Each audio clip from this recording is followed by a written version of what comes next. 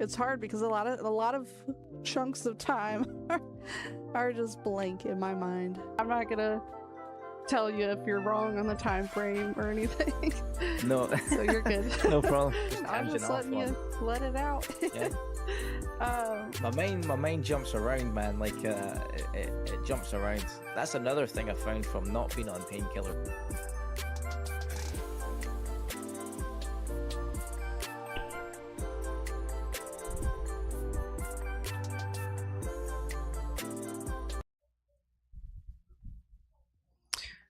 What's up, guys? I figured we'd start a little early. Welcome to PODCASS. I'm Cass, and I'm very exhausted today. Totally worn out from the week, so just bear with me, and we will get through it together. But I'm happy to be here. I got some stuff lined up for us. If you're new here, we talk about drug addiction recovery and overall mental health and how to navigate that on this podcast, which does have my name in it. We have had only 3 episodes so far, this being the 3rd.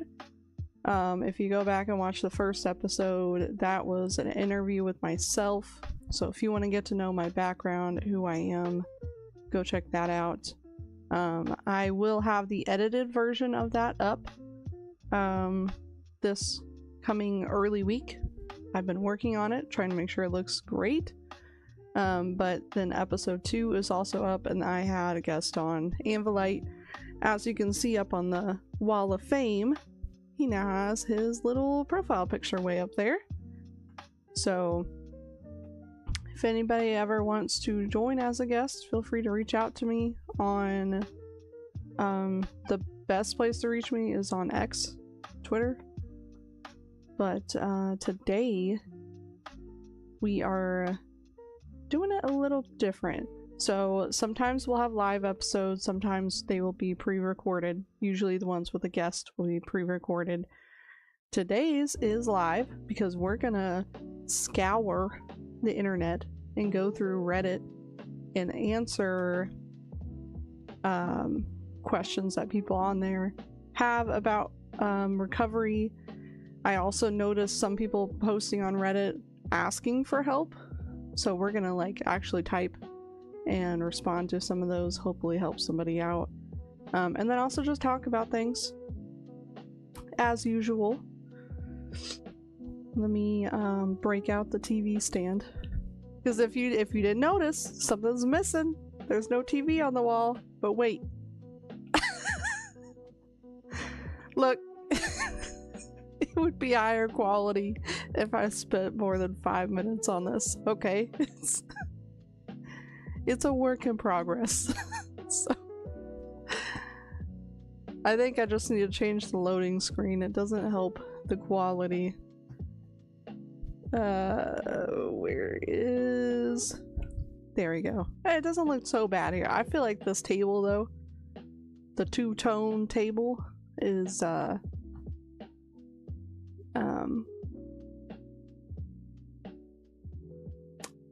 low quality. I was just checking the volumes here. Okay, I think we are ready to start here. I will zoom in on the browser. We gotta zoom in that far. Oh my gosh. Okay. Okay, it did every tab. Alright, I didn't look through much yet. I just pulled up Reddit right before I started. And then I tabbed 3 things that I found. And then I just put in a general drug addiction recovery search so we can go through that too. And look at my cup. It's a green cup, so it's invisible. Alright, so also before we start this, if this is your first time watching as well, my background is that I here in December I will be 7 years sober from a drug addiction with hard drugs, heroin, meth, other things in that list. And I have been sober the entire 8 years, and the purpose of the podcast is just to share information. I am not a licensed psychiatrist or therapist or anything like that. I'm just purely sharing my own experiences. So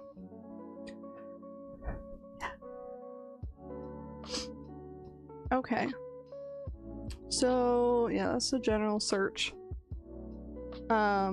And then I tried to narrow the search down to like today or the past week.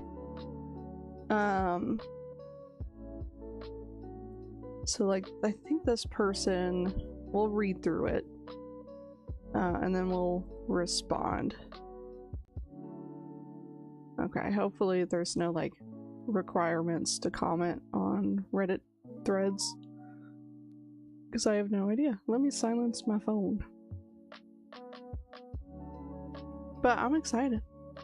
I don't really... The only time I use Reddit is if I'm trying to find an answer and Google's not answering me. Okay, so this person has a paragraph. I'm going to read it. My throat hurts a little bit, so we'll get through it. We'll get through it together.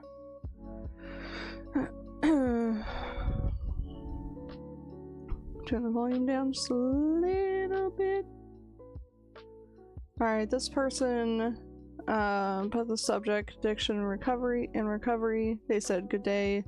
I'm currently 4 months sober after around 8 years of drug addiction. Any drug I could get my hands on. I made the decision to book myself for a month rehab.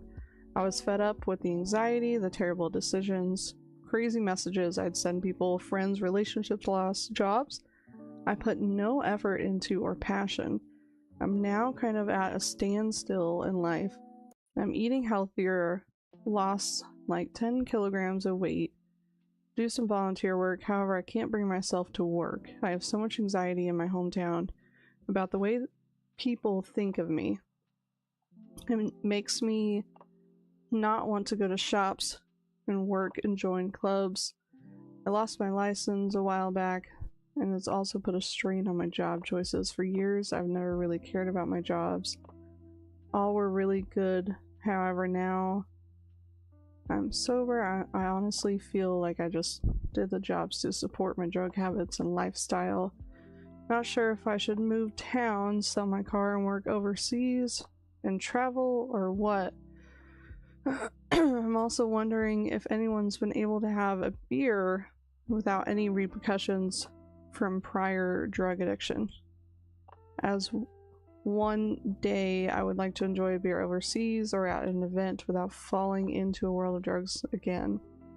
Sorry for the paragraph, just wanting opinions on how anyone else has dealt with recovery. Okay, so we got a couple of questions in here. So they only got a couple really short responses, and they haven't deleted the post, so this is a good opportunity. I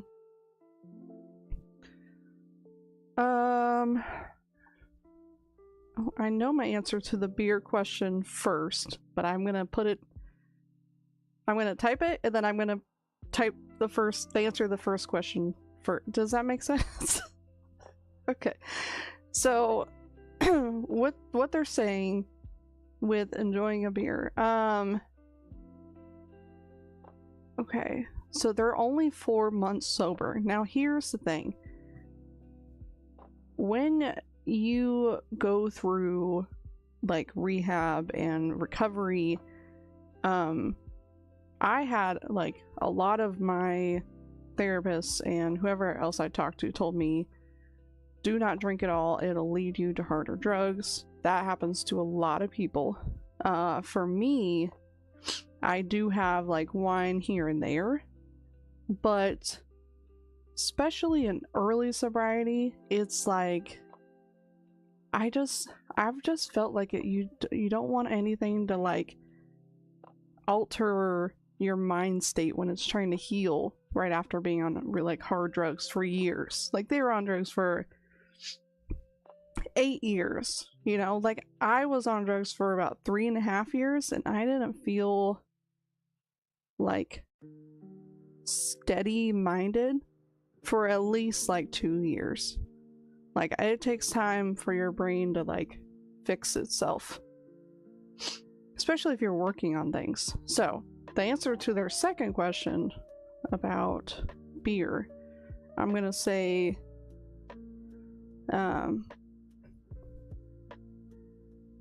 well, maybe should I like say who I am first, or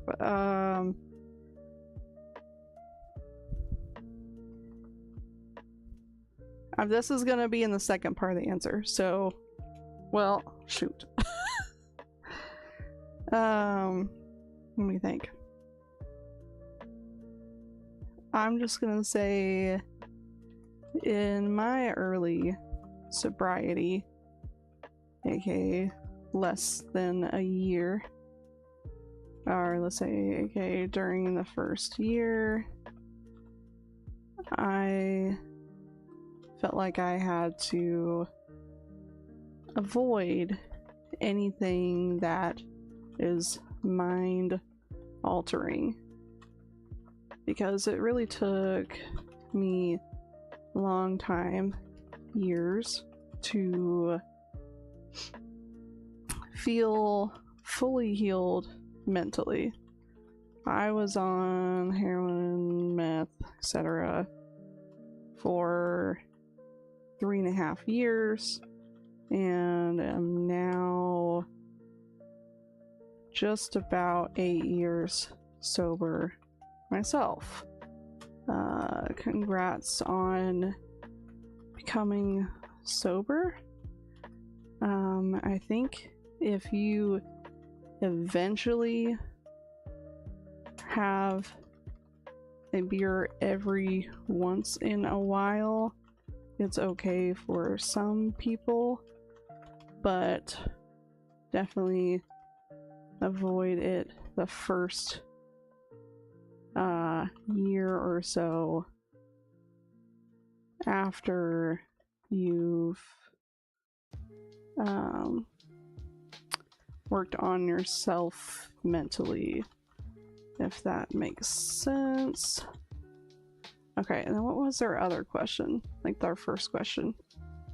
Also, what's up, Foe? I see you, I'm not ignoring you. I hope your weekend went good. Okay, so they said that they're eating healthy. Not that, I don't know, I'm not a psychiatrist, like I said, so I can't like super analyze this person, but if they're it sounds like they're making progress and like they're trying and they're acknowledging their behavioral stuff and they're reaching out. I mean, granted it's on Reddit, but like there's a lot of like healthy things that I see here. So what they asked, they said they're kind of at a standstill and they don't want to work because they're afraid of how people will see them. Okay, so to answer your other questions,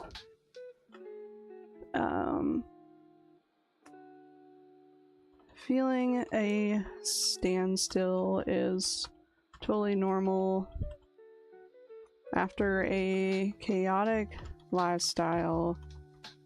Regular life will seem boring at first, but that feeling goes away at some point.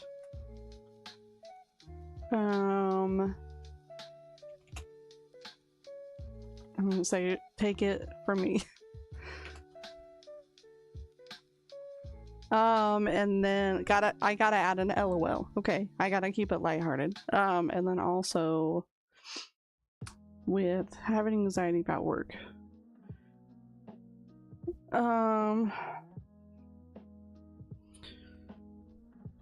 Having anxiety about work is something I struggle with too.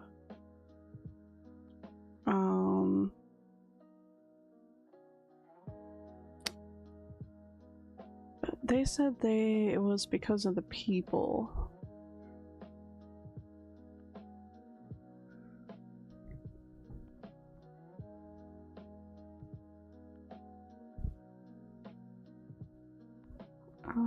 I can't bring myself to work. I have so much anxiety in my hometown about the way people think of me. Having anxiety about work is something I struggle too. I also felt anxiety about seeing familiar faces once sober. However, when I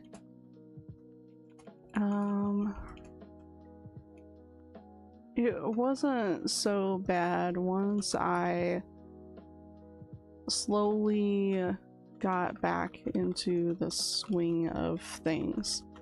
And the people that care about you the most will see that you are doing better. Even if they don't say anything,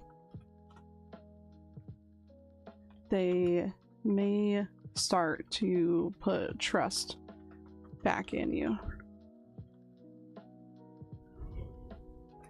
careful not to go around people that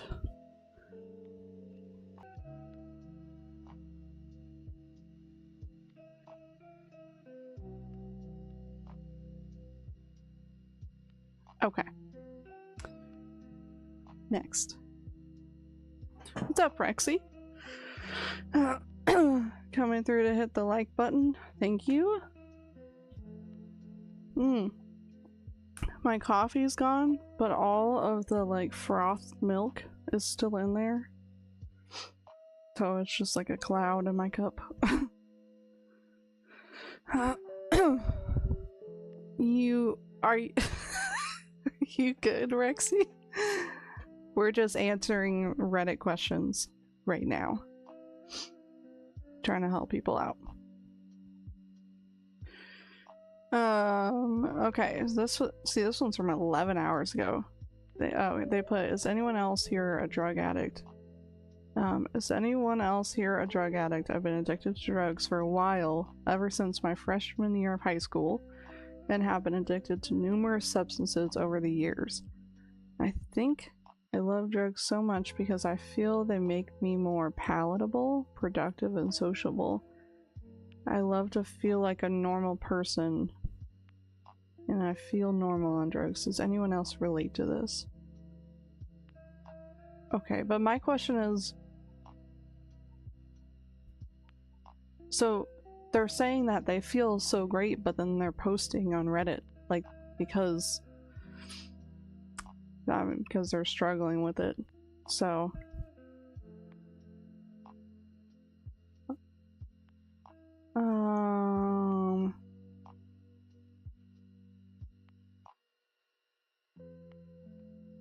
okay, yeah, that person gave a good response. They said they 100% agree. They used Xanax and Hydros for years, but then ended up getting addicted to heroin and going down a really messed up path. Okay, that's good feedback for that person. But I will still respond. So I'll say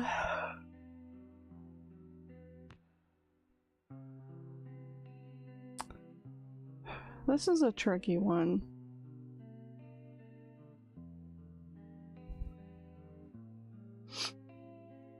I feel like I don't want to answer something wrong and have them like be affected by it somehow. But I'm gonna say like just remember that even well, shoot, hold on.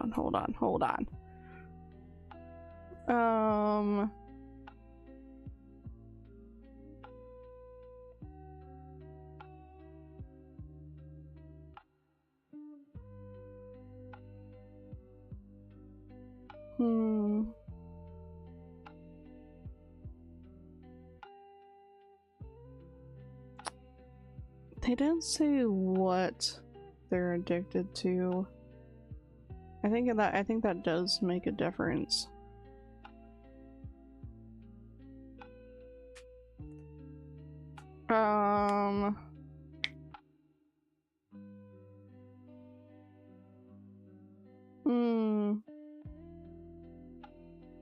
Okay. Maybe, well,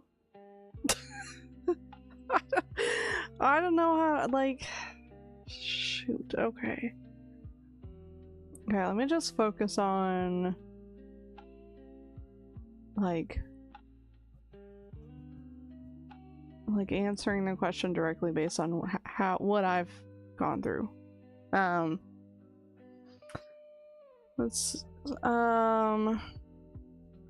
Hey. I was also a drug addict for over 3 years. Now 8 years sober in December. I didn't feel like a normal person whenever I was using. I Hmm. Well, let me just say that, okay? I didn't really feel like a normal person on drugs. In fact, I didn't feel anything. Come to find out. But once I stopped, it's a lot easier now to interact with people in a deeper way. Like, I can understand their body language now and am able to be more empathetic and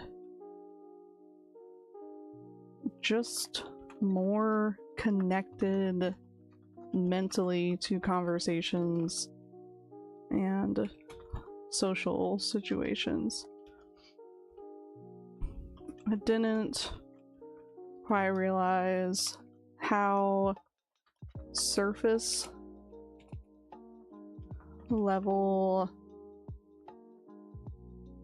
my socializing was until I stopped using drugs. So you might find that things are a lot different when or if you stop.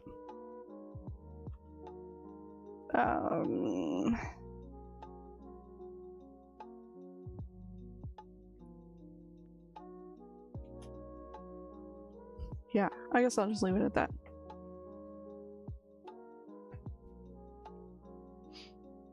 Okay.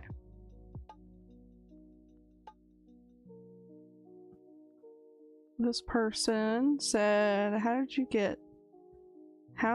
got? Okay, so they deleted this thread or their original thing. So I don't know if they get notified that people respond to it, but it still lets me. So I'm still gonna do it just in case. They said, how did you get out of an addiction you suffered from? Do they want the long answer or the short one? Alright, let's see. Hey there. I was a... You know, I was gonna put, I was a heroin addict, blah blah blah, but I sometimes I get kind of self-conscious when I say that I was a heroin addict. Like, I like worry. It's kind of a dumb worry, but that like people that are on lesser drugs are like so put off by that because it's like the hardest one that you could do. But I think that's just me being self-conscious. So I'm just gonna say it. I was a heroin addict for several years. I also did meth, pills, etc. I'm now just about 8 years sober this year. To get out of addiction, I was lucky enough. I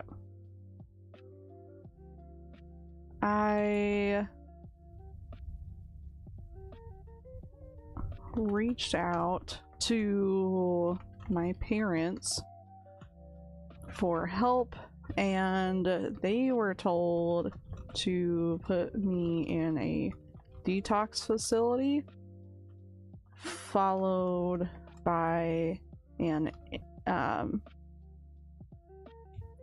inpatient treatment facility. It's not as intimidating as it sounds, and it was quite relieving after I got over the detox part. If you have some type of health insurance, it's definitely worth looking into, but I know not everybody has insurance. You can also at least look at a detox facility, which isn't as costly as an inpatient, and can sometimes I don't know for sure, but I'm pretty sure some people can get into detox or inpatient for free. It's either like a state-run facility, which I haven't heard great things about, but I didn't go to that myself, or they can like ask for a scholarship. But I don't know how that works, because I mean, I got sober in Florida and I had insurance, so that was a big thing. If you apply for a scholarship to one. Another option is to do it at home. I recommend that you follow up with a professional after you get through any withdrawal stuff, aka get a therapist if you can. Internet also has some resources. You know what? I just had out a pamphlet that I had from my treatment facility, and it had like a website on it, but I think I put it in the box that I put in the garage. I'm just gonna say try to find a like a website for like therapy resources or something. Let me see here.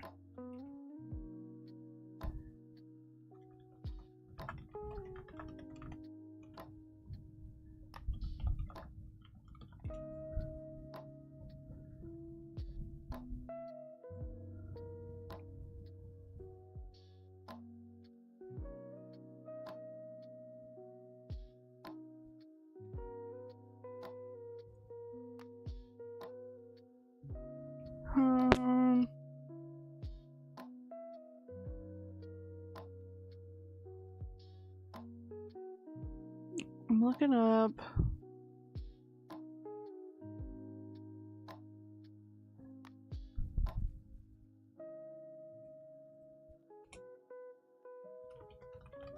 Trying to find a good website.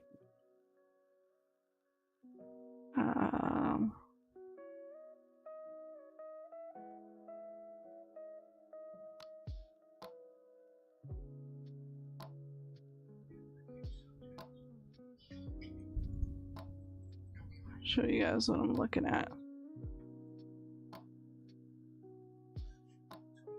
What's up, babe? Are you scared? No. No. Lie. Just want to make sure this is a good website to tell them.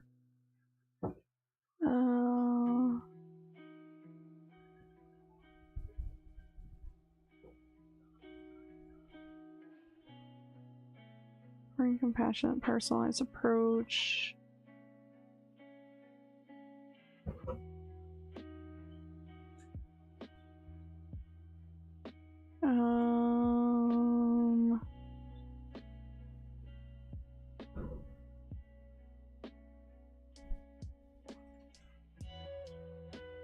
Okay, recovery at the crossroads. Let me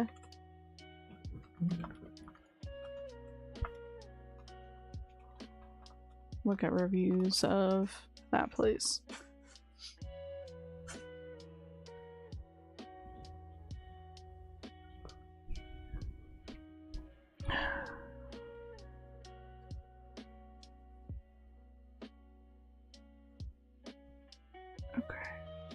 Don't see.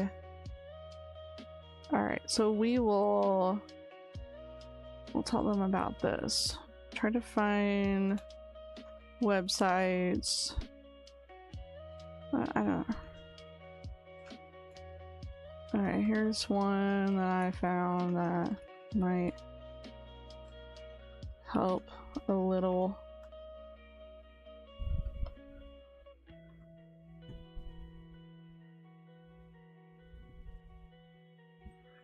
Okay, that did copy as a link.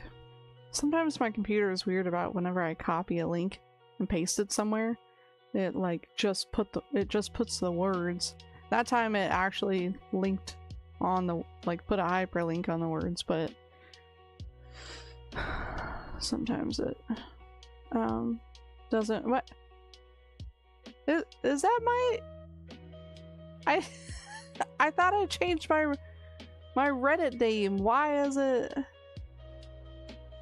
My profile picture is all messed up, and my name is Loose Leadership 214. What the heck?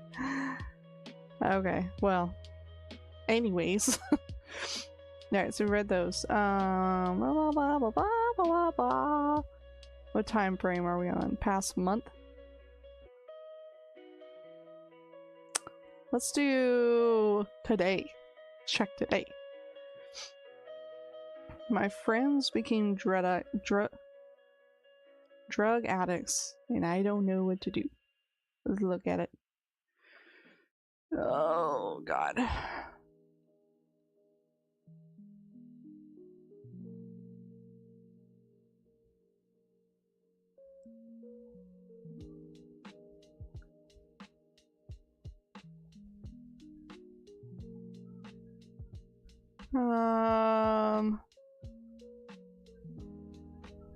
Okay, so they said, I, male 22 years old, am in university and right now I'm finishing my thesis. I have a group of friends, 6 people with whom I stuck around for the 3.5 years we were studying. All of us are 22 to 23. Like on university, there are substances involved because of course there are. I'm not judging grammar. I'm not here to judge grammar. It started normally alcohol and some weed, and I had no problem with that until it was small. Right now, the number of grams some part of the friend group started consuming daily has become alarming. It even came down to them having to take an edible to function on a pool night. Yeah, of course they deny they are addicted, or they see no problem with that. On top of it, they started experimenting with heavier stuff like nitro, mushrooms, and yesterday, acid. I'm not okay with being around that type of substances, but the people in that group are close to me and I really like them. I don't know what to do regarding my issue. Half of them are normal people who don't want to even touch that stuff, and half of them became literal drug addicts, at least in my eyes. How am I supposed to continue with the friendship? Every time I try to bring up the fact that it's bothering me or that I don't like, it has been dismissed by them. I have an awful thought of cutting them out, but that probably means cutting all of them. I don't know if I'm ready for that. Should I cut them out or try to change their behavior? half of my friend group became okay. No, no matter what, no one is able to change the behavior of their friends. You may talk to them and get to them a little bit, but unless they are completely unless they choose for themselves to get sober, they're not going to do that just because someone asks it of them. I know it's harsh and it hurts as a loved one, because it hurts as a loved one, a friend, friend or best friend.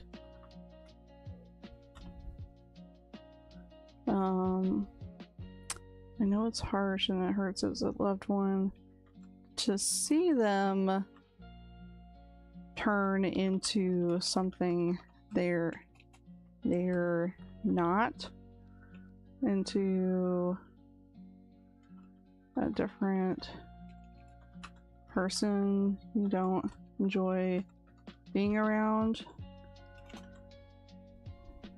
Or I'll just say to see them. And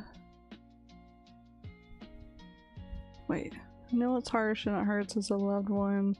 See them turn into a different person and have them brush you off when you try to help.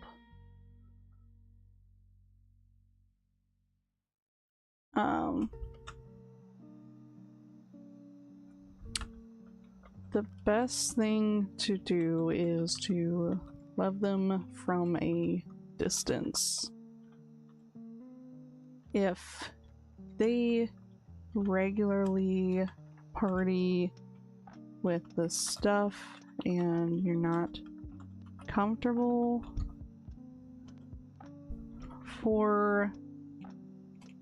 you're not comfortable, which is understandable, then don't go to the parties they go to, and don't hang out with them when they're on a substance. Mainly because it tells them that it's acceptable because you show up anyways, but it's also bad influence on you and can cloud your judgment, even if you aren't getting high.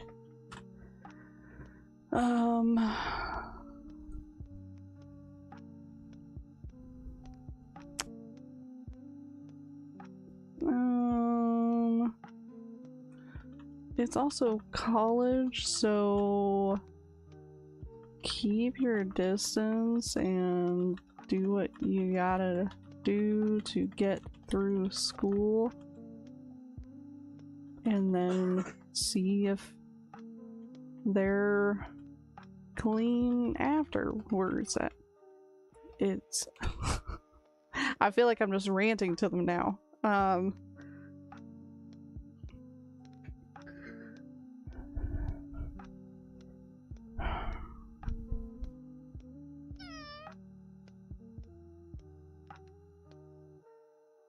I don't know. But like,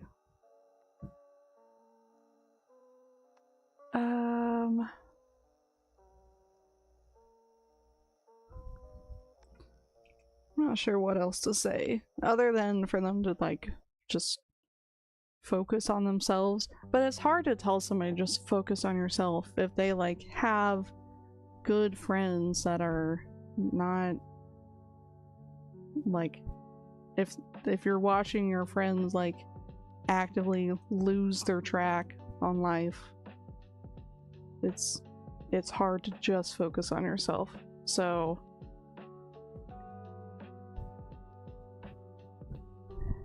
I want to take this part out.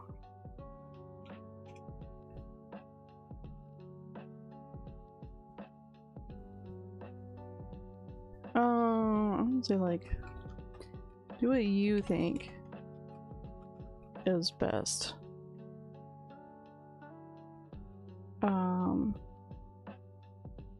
But I don't know. It's like, you can't just tell somebody that just like not be upset, you know? Like how do you not be upset in that situation?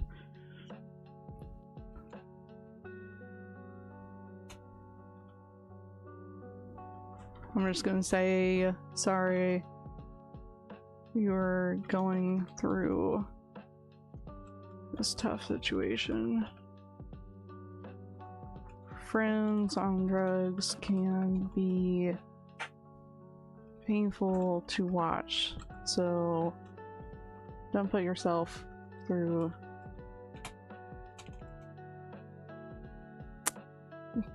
too much over it. Alright. Okay. I swear I changed my Reddit profile name. I don't know why it's showing up as that. That drives me crazy. Wow.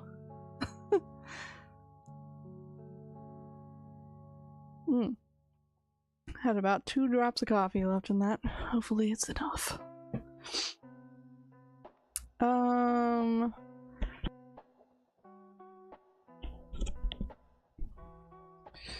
Okay, can anybody suggest a good rehab option? I cannot. We're in British Columbia. I think I've made a mistake starting this new job. Is it possible to not develop an addiction to a drug? Easy answer.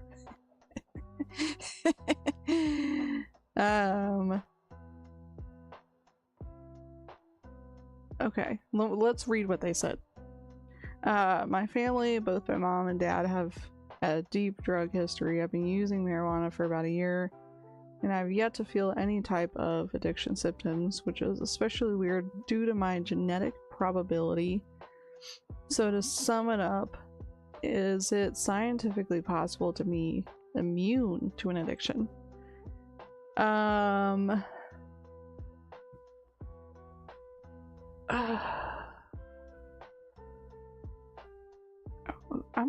Okay. Maybe I do have a longer answer for this.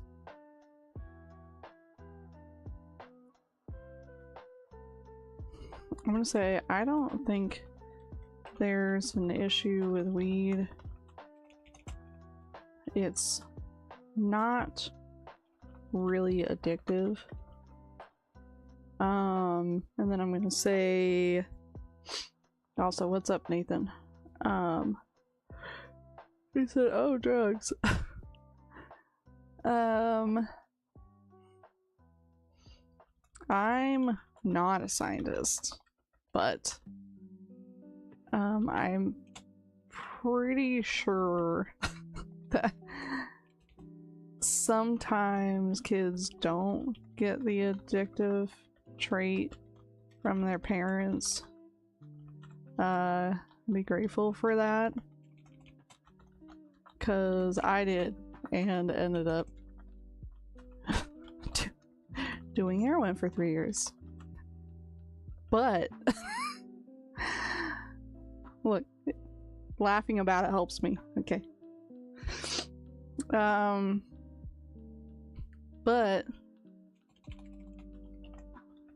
sober now. Let me put that in. But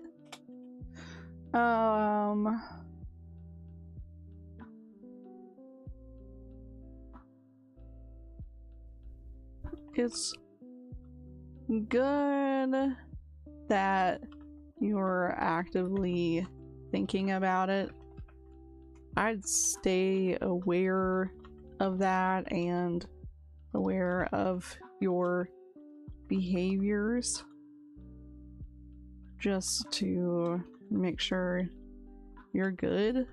You might not, even if you don't become a drug addict,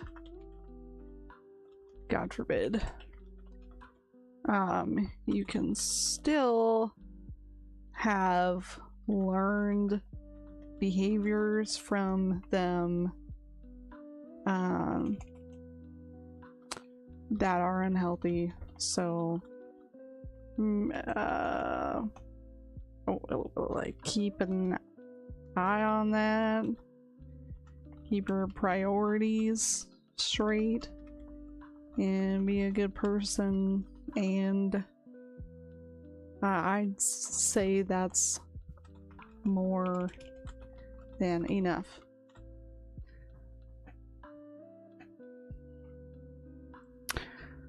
Okay.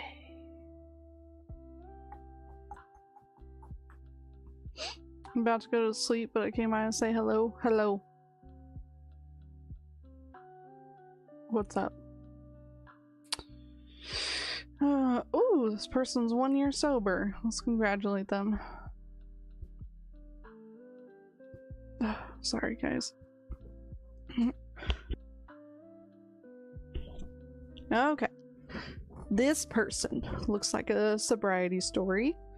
They said 1 year ago, I woke up extremely hungover, not remembering much of the night before. My ribs were sore, shins were bruised, and my best friend was pissed that I made a mess of his bathroom. I was 46 at the time. I'm married with a wife and 2 daughters. In middle school, I have an excellent career. I'm a typical middle-class guy who didn't know how to stop drinking once I started. Blackouts became the standard. I made the decision to stop for good on 11/16/24, and I've never been better. I've lost 50 pounds, off 4 prescriptions, cholesterol dropped 150, nice. Do a lot more with my wife and kids, save a ton of money, and don't plan my life around drinking. Craft beer had been a passion of mine since the mid-2000s. I brewed and knew everyone in the beer community. Not only was this a lifestyle change, but a huge social life change. I have 2 friends left from the beer community, but they're all I need.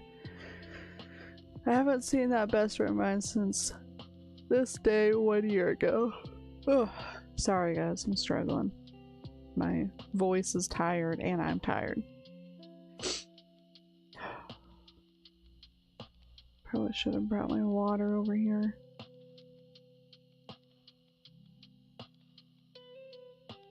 Yeah, let me get my water so I don't injure my vocal cords or something. I don't know.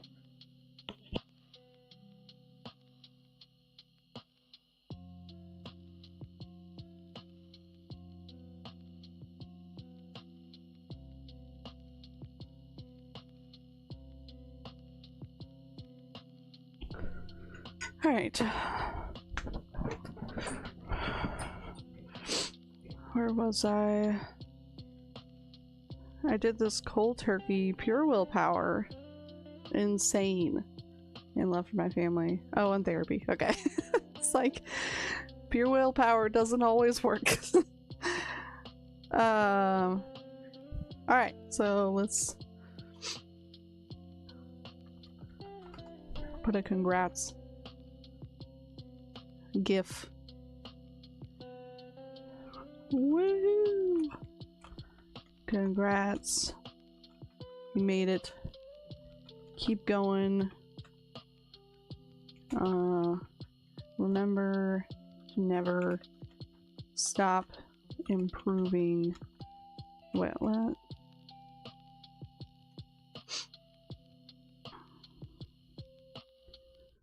Alright. That was fun to read. Success stories are always really nice, of course. I've heard too many stories of people like getting sober and then getting back into it, and it's just so hard to hear every time. So I love hearing the ones where people get through it, even if it takes multiple attempts.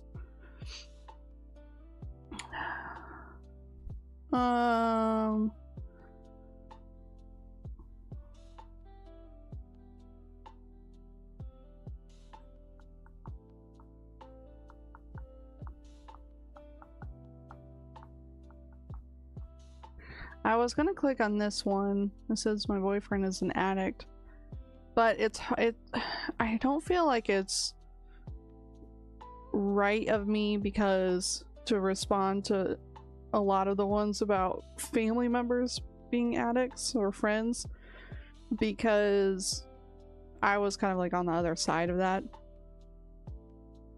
You know, like I have more experience with being the addict and not being like the family member of them. So even though I've been explained of how that is, I don't fully understand it, but I do have a person in my family right now that's struggling with it a little bit. But I don't know. Alright, we'll look at it. I don't know. Really doubting myself lately. I don't know what's up with that. I'm gonna have to take a bath and think about that one. Okay. So they posted this less than a day ago. 13 hours ago. They said, my boyfriend's an addict. I really don't know what to do right now. I'm 18 female and my boyfriend 18 male. Have been together for 2 years. We've been through it all and done it all together. He's always been a stoner. He does it to cope with his emotions. Recently, he's been nonstop drinking. And even more recently, he's been doing other drugs. He said it's because the voices are loud. And he's trying to cope. The voices are loud. But I just hate seeing him get into other addictions. I wonder if he's like genuinely schizophrenic, or if he's like hearing voices because he's on so many substances. He also doesn't want help. He refuses everything I offer because it's unmanly to get help. I think that's a genuine issue that like a lot of men in recovery deal with.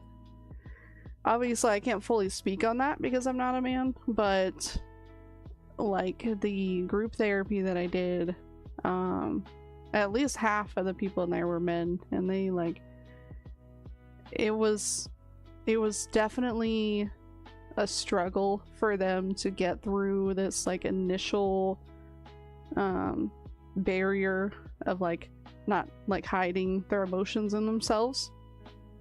Like there was one guy in my group for therapy that he was just really like hiding behind his hat for the first couple of days and wouldn't really like elaborate on his trauma or how he was feeling about things.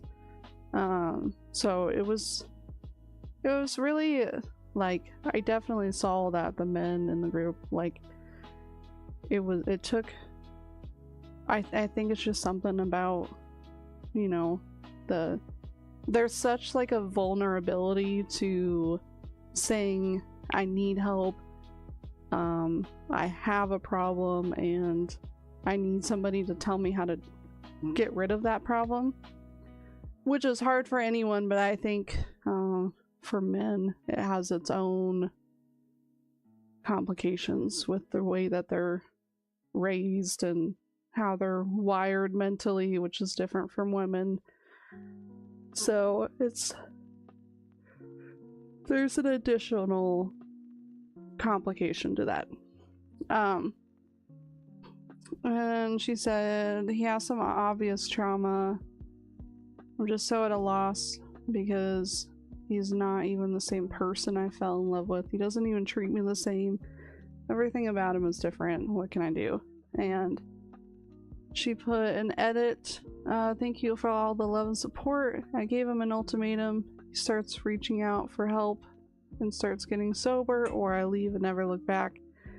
He just stared at me and told me not to do this to him, how I'm an evil person for leaving him. When he just needs someone to believe in him, I told him I do believe in him more than anybody else. I told him the lying about where he's at, where he's going, asking me for gas money, quote unquote, then spending it on drugs and hanging out with other childish men who enable him needs to stop. He called me toxic and manipulative for trying to isolate him. We're now sitting in silence.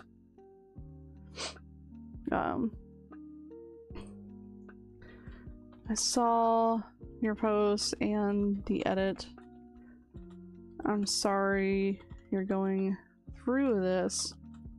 I was an addict for a long time myself, and I can certainly say it changes you, and causes you, so that I can say that drugs and alcohol change you. Make sure she knows what I'm talking about.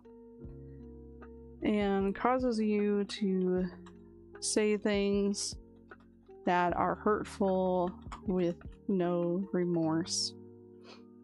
It completely turns off your logical thinking and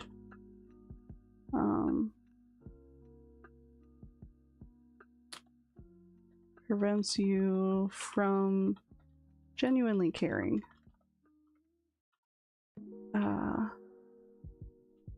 I definitely said things that hurt other people as well. I hope that he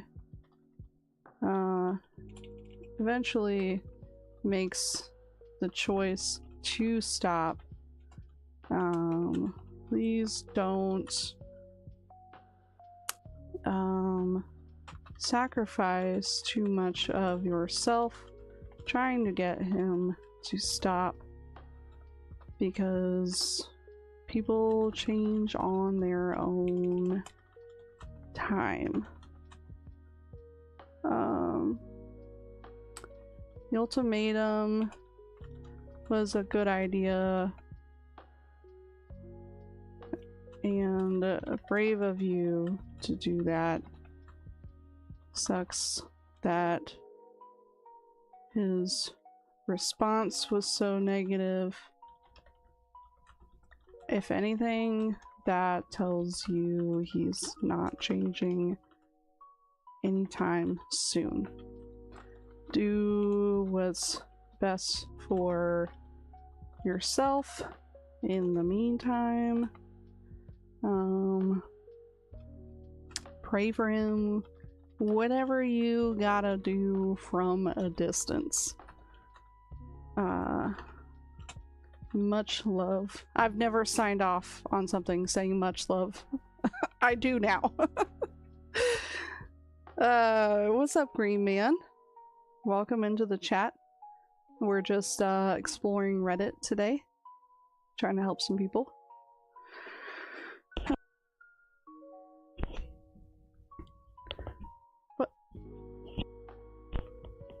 Why is my... okay, the light on my headset just like stayed on for some reason.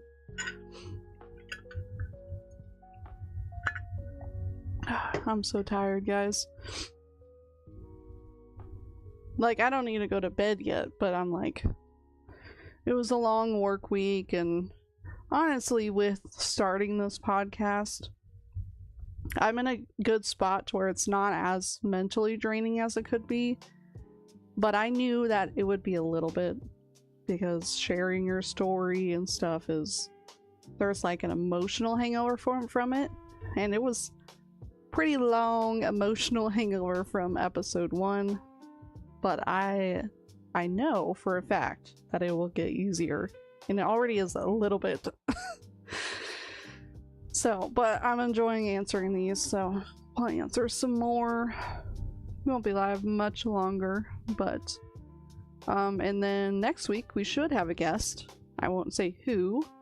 It'll be a surprise, but next week should be a recorded episode, pre-recorded episode. Alright, let's see. Oh, went on a first date with a guy who was in recovery. Interesting.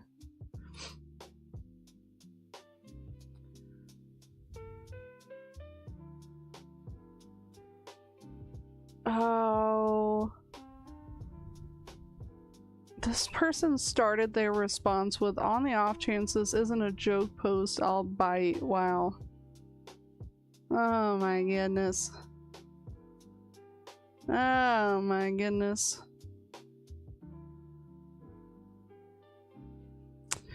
Alright. Just so you guys know, if you're not familiar with addiction recovery, they like anyone that's been like sober for a long time, or like people at AA meetings or in therapy, they're all gonna tell you don't date in the first year.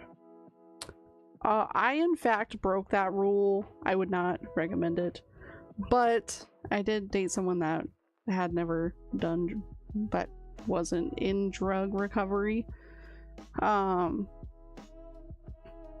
But before I read this, I just want to say that, like, I don't think it's bad to break the rules on that, but I do think it's important to realize the risk with it. Especially if you're thinking about dating someone that is in recovery as well.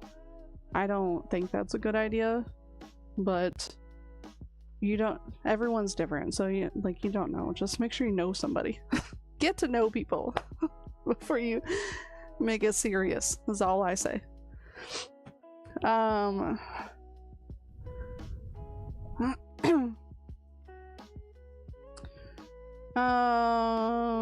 don't think I'll answer this one because they're asking for relationship advice on whether they should date somebody. That's just, you're gonna have to figure that one out.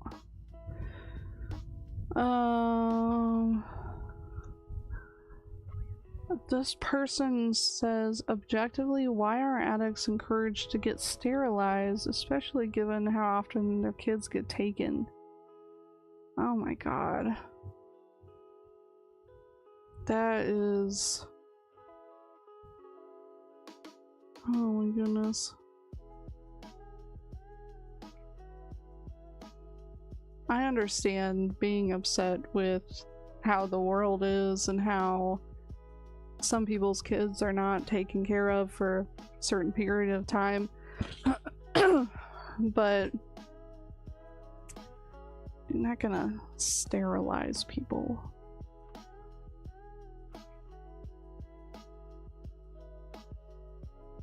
Okay.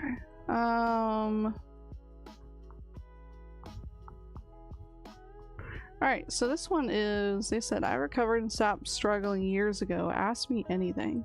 Let's see if there's any unanswered comments.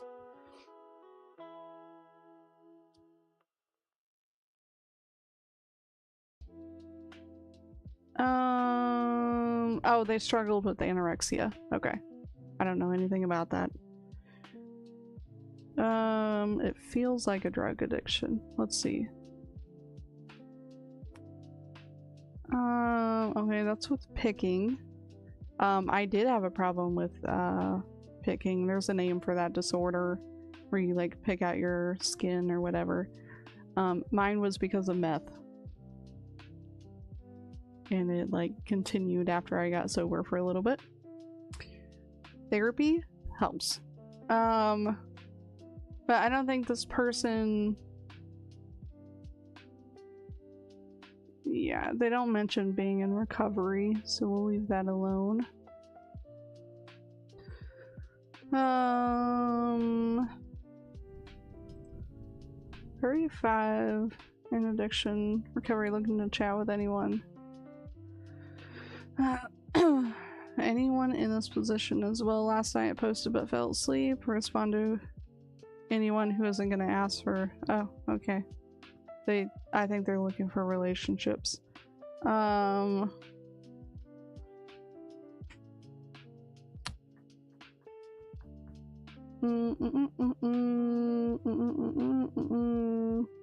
Alright, so let's go a little further back. Let's go to the past.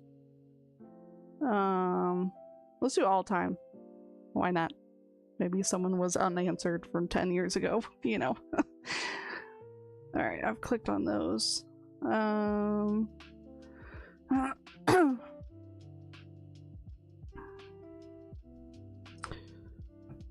one's got a lot of comments. Which one doesn't have comments? Can we filter it by the number of comments?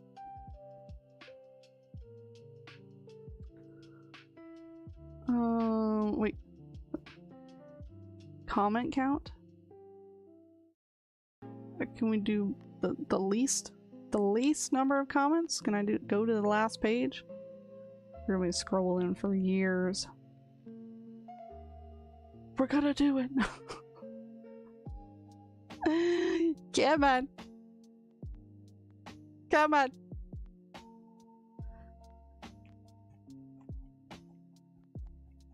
They should really have a button that lets you go to the bottom, you know.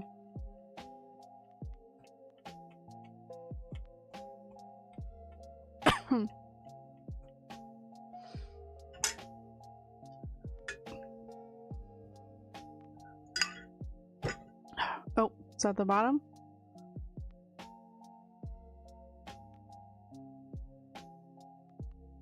$1.4K comments is not the bottom. It's lying. It's lying to me. It's just tired of scrolling. Alright. See, because these have less than 1,000. I don't... Whatever.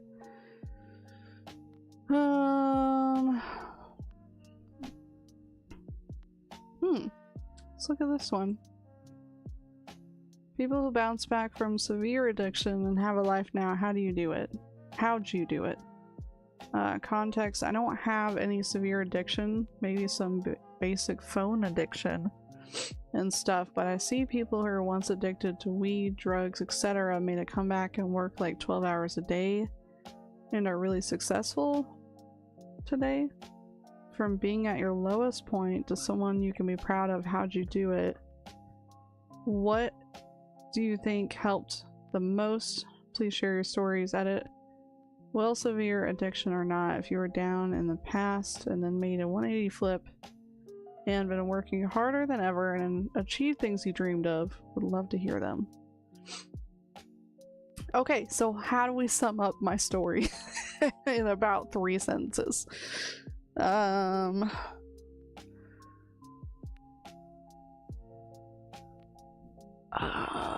Goodness. I don't think I even have the mental energy for this.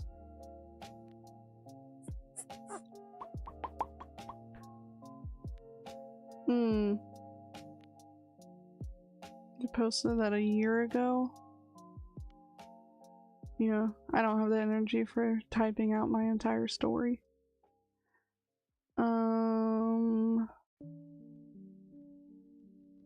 Alright, let's see what this is. Serious replies only. It's archived post. No comments. New comments cannot be posted and votes cannot be cast. Okay. Does the craving ever end? Okay, well we can answer this even though we can't comment. So they're asking, if you guys don't know what they mean, they're asking if like what some people struggle with after they get clean, which just means they're not using any drugs anymore. They still crave them. For me personally, I definitely had more cravings early recovery compared to now. We're talking like the first week I was focused on detoxing, but from like the end of that to like a couple months, I definitely had cravings. And then it's been on and off, and it's kind of like faded away over the years.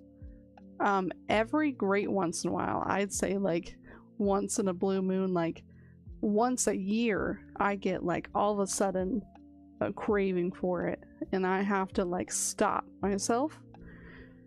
Not because I think I'm actually gonna use again, I never will, but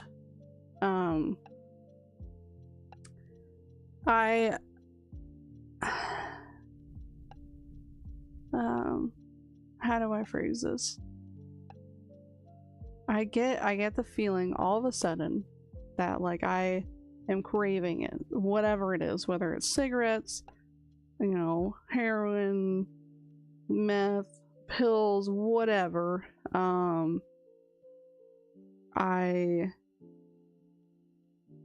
I just kind of like wait for it to pass, so it's usually like a few minutes, and then I try to make sure that I tell somebody, like later in the day or like when I'm alone with my spouse. I typically try to avoid telling my parents if I have a craving, because they're my parents and they get severely worried because I put them through a lot during my addiction. So I will typically tell my spouse like later in the day or when we're alone, and I'll just say like I was craving such and such just randomly earlier. The reason for me telling him is, for one, is, you know, he knows what to look out for if I for some reason were to relapse, which is possible, but I don't plan on doing that. But it's also like, it's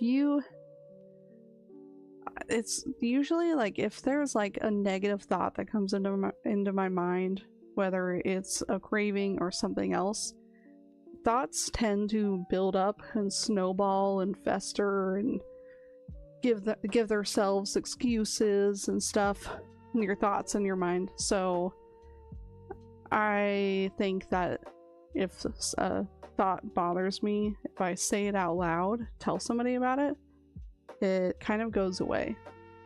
So that's one like tactic that I use. Sorry, I'm like losing my voice right now.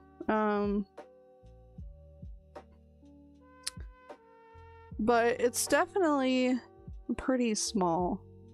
I'd say like there was just like one time in the last like year and a half that it was like pretty bad craving, but again, it was only like for a minute, and I immediately, right after the like thought and the feeling came, I had to like think to myself, I physically like gave myself the memory of my rock bottom moment, and then I also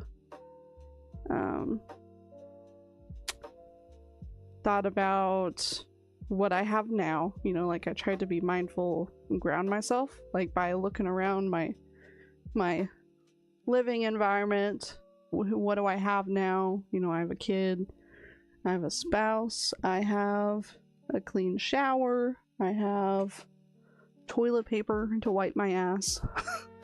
Like, you know, just like anything that like a bookshelf full of books. I did not have that when I was in addiction, you know?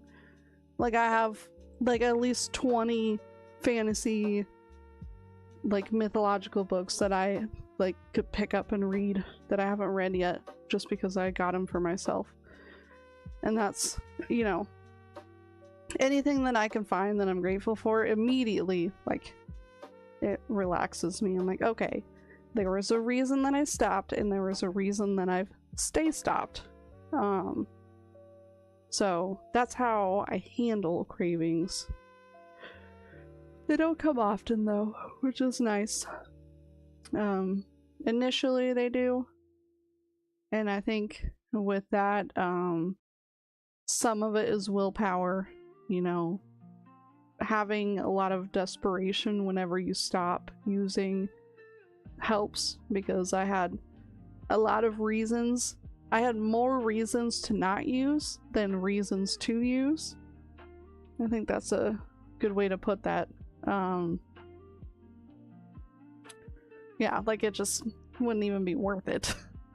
Because I know that if I relapse, I would guaranteed lose everything that I love, because I've done it before. So I gotta remember that. whenever I need to remember that, I make myself remember that. Alright, I'm exhausted, so we'll find one more.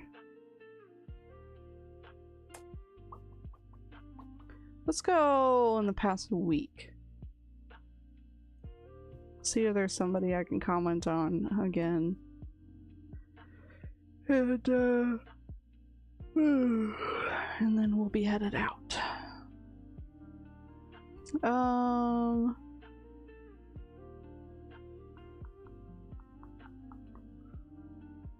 Is there a cure for addiction? Mother with drug addiction. Addiction. I feel like we should look at both of these. Let's look at these. This was 2 days. What? Is my headset about to break or something? The light keeps getting stuck on.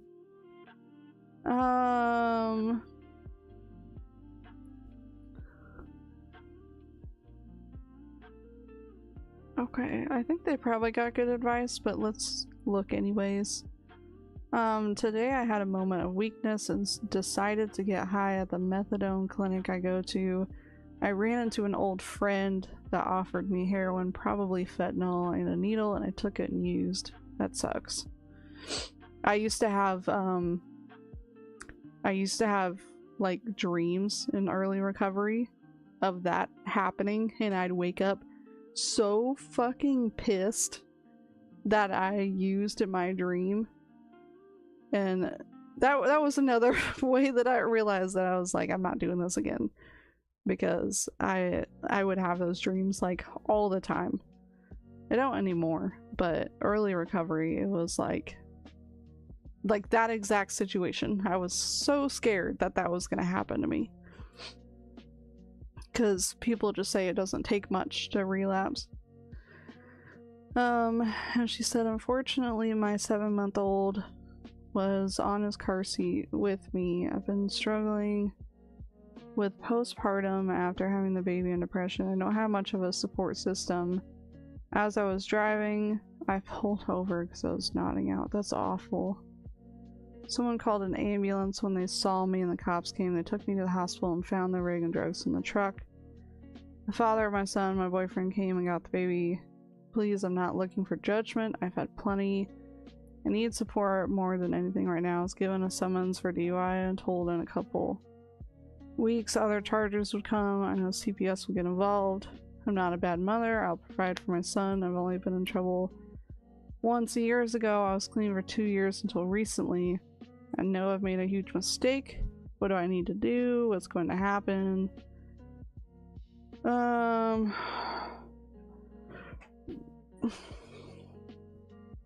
Okay.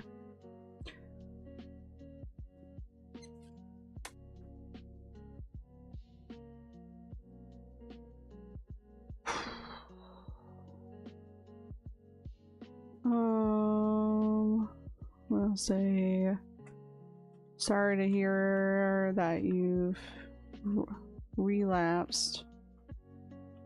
I've been sober for about 8 years from heroin, and have always had a fear of that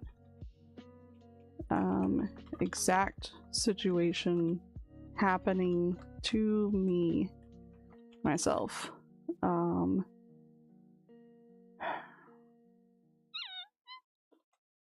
I'd say ask the judge to send you to an inpatient program. And then really think about the long-term effects of starting to use again. It's so easy to fall back into and have it lead to your child having missing you for their lives and not getting the childhood memories that we as parents are responsible for. I hope that you are able to get back on track. You can do it.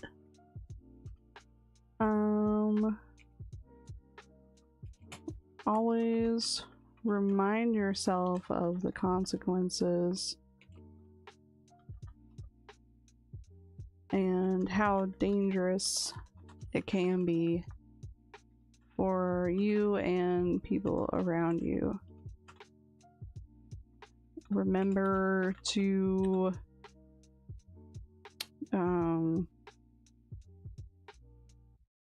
take the fault and not expect anyone to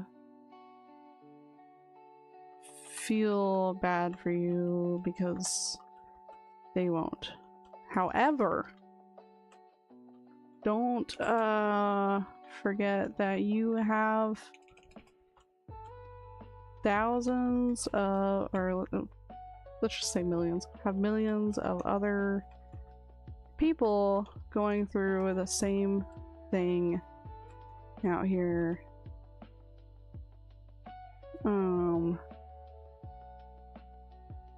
Who have experience and can help. AA meetings are a good place to meet those people at. I recommend going to some meetings if you haven't done that before. There are some good people there. Alright, I don't, that's about as much as I can say. I do everything I can to not judge, especially having also used, but whenever I don't know that I don't think that I'd ever do something now that I have a kid. But so that sucks that they're like, that sucks that they're so lost mentally that she felt that it was okay.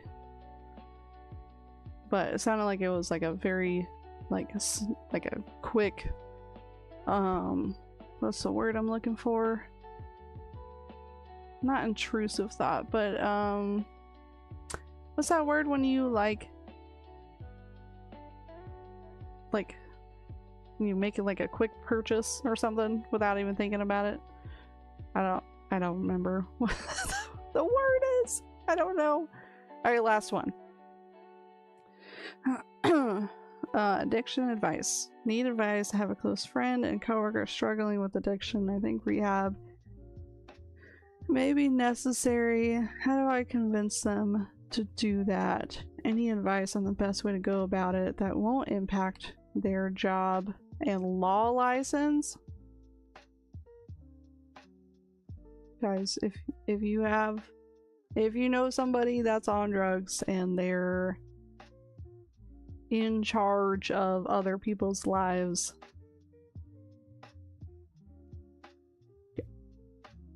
do something. You know what I mean? Do you know what I mean? Oh, it looks like people recommended a lot of good programs. Okay, they got a lot of good advice. And I wouldn't respond. However, lately I've been having the negative thought that my advice is worthless, which it's not. I'm just being self-conscious, like I said earlier. So I'm gonna choose to respond to this in a way that is helpful. Okay, so let's say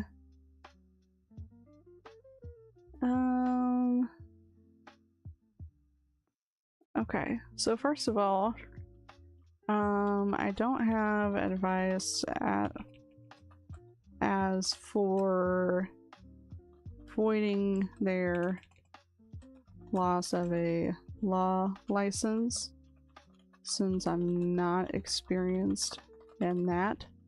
However, I am a recovering drug addict and have been sober for about 8 years. So I have experience in that.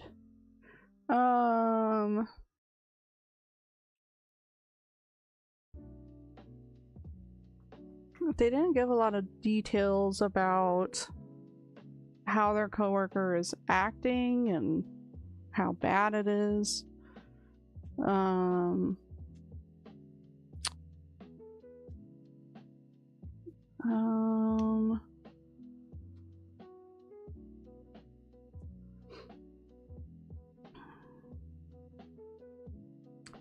I don't know. I wonder if it would be too far to advise that they like express their concern to a family member of that coworker.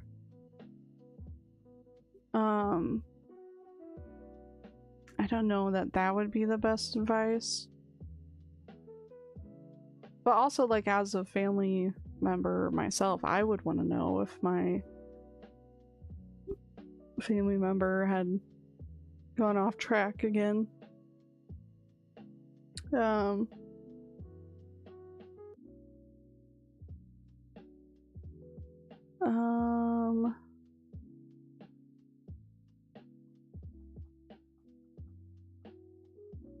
But it also like causes problems if you like if they know their coworker's spouse and they told them, that could cause a lot of problems.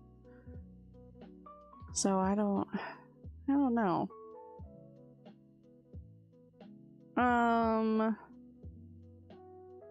Maybe I could say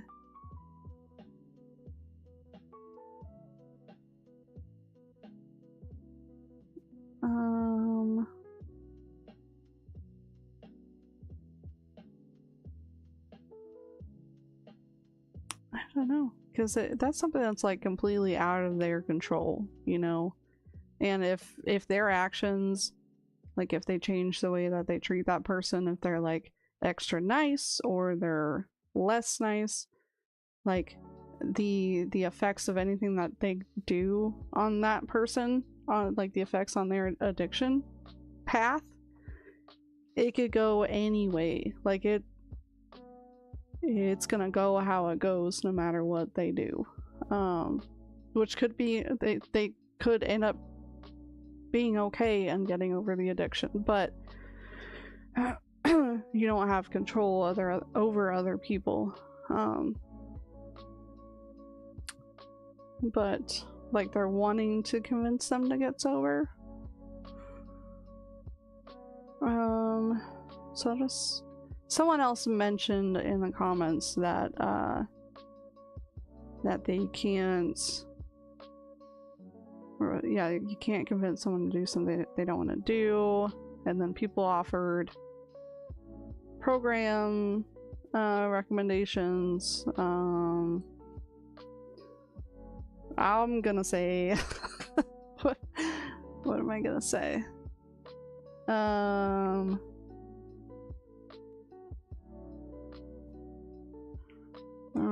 I'd say, if anything,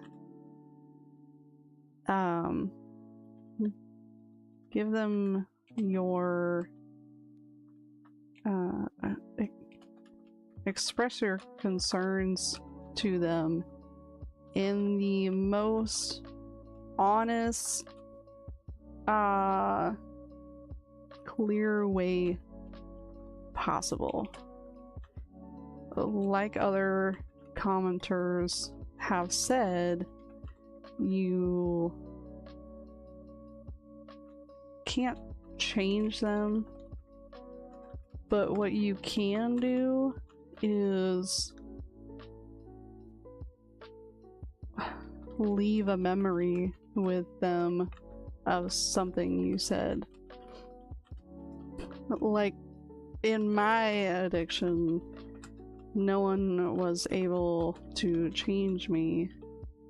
I just had to eventually make the choice myself.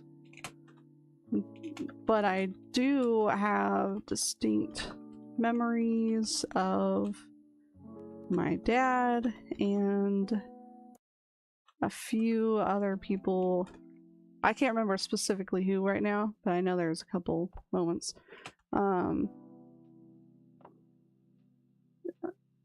Telling me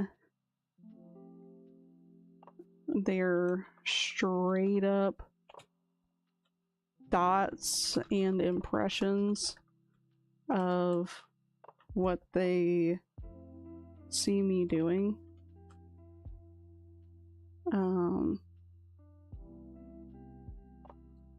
Obviously don't tear them down. I don't see you doing that by your post. It seems like you care genuinely. Just be honest with them and pray and hope for the best. Help wherever you can, without enabling. Hope that helps.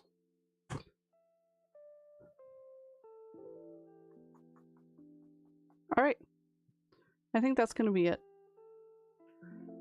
That's about as much as I can do with my level of energy. And we still did that for 2 hours. That felt like 5 minutes. Alright. Okay. I hope you guys enjoyed hanging out with me while I did that. Let's see if we can find another podcast to read out to. I don't watch podcasts that often on Rumble. I haven't looked around yet. So let me see what I can find.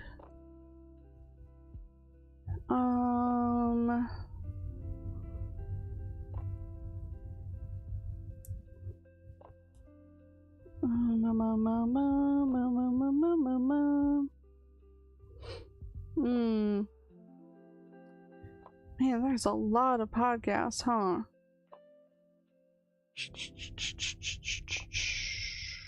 Is there any... I know that I've seen... Oh, hey, there's me. There's us. Hey, Pep. Thanks for the raid. We're actually just raiding out ourselves right now. So we'll send everybody on through. How was your stream? Was it fun? Was it exhausting? Are you good? Let's see.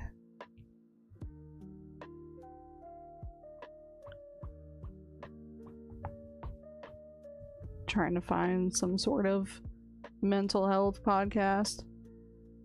What's up, Amrock? I don't see shit. I don't see anything. This guy is called Real as Fuck Talk. I don't know what genre he talks about. Okay, politics. Got it.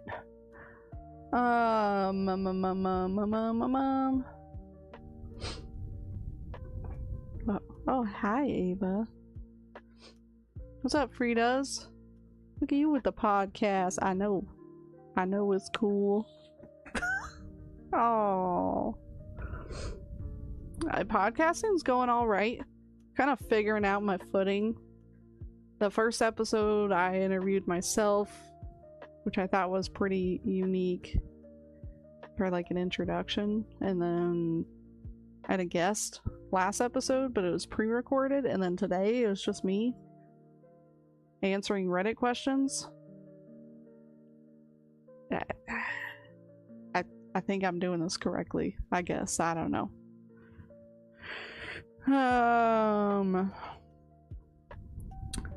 You're telling me we're the only mental health podcast going on right at the second?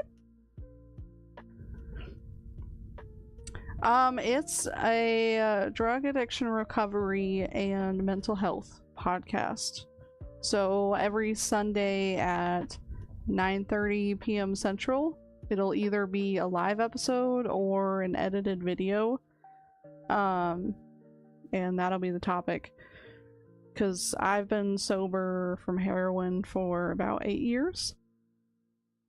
And then last week we had on Anvilite, and he talked about his previous drug addiction.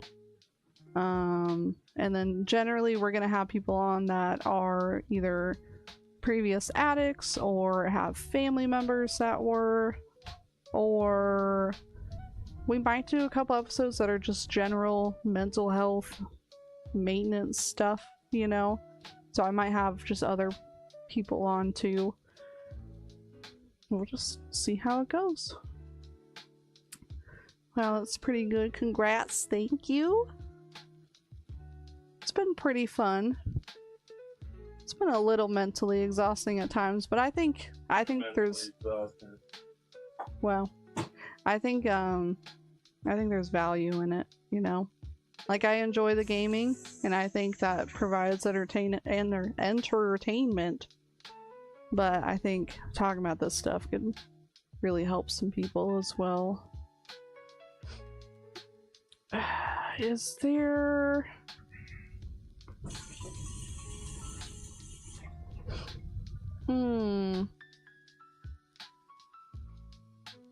We might have to raid out to a gamer. Because I don't... Yep, we're gonna raid out to a gamer. That's what's gonna happen. Let's see. Let's do...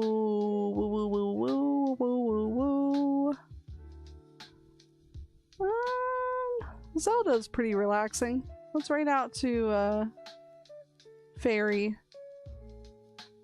Mysterious. She's playing The Legend of Zelda: A Link to the Past. But I hope you guys enjoyed that episode. Thank you so much for the raid, Pep. I will see you guys. I don't know when. I probably won't stream tomorrow, because during the week we do gaming. But I've been working a lot, so I probably won't play tomorrow. We'll see. We shall see. Freaking tired. Need to finally close my eyeballs. Right. Me too. Me too. Oh, and guys, I am almost done with editing episode 1. So if you guys didn't watch it live, I'm editing it down to where it's watchable. I've taken out about 50 and taken out all the empty space.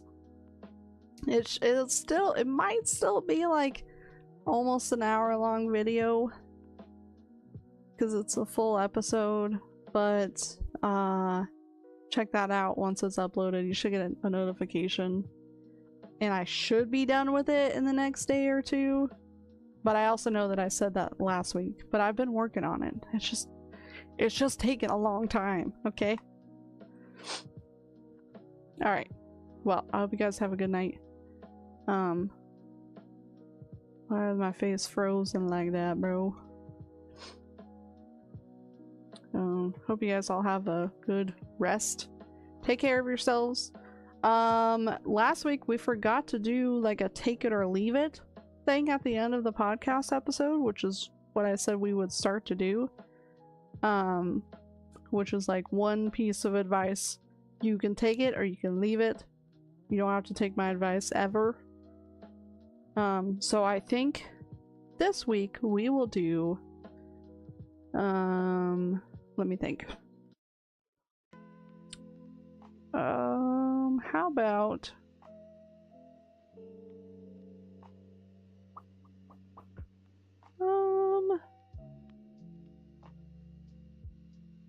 okay, so the take it or leave it homework is going to be to find a time this week, any day.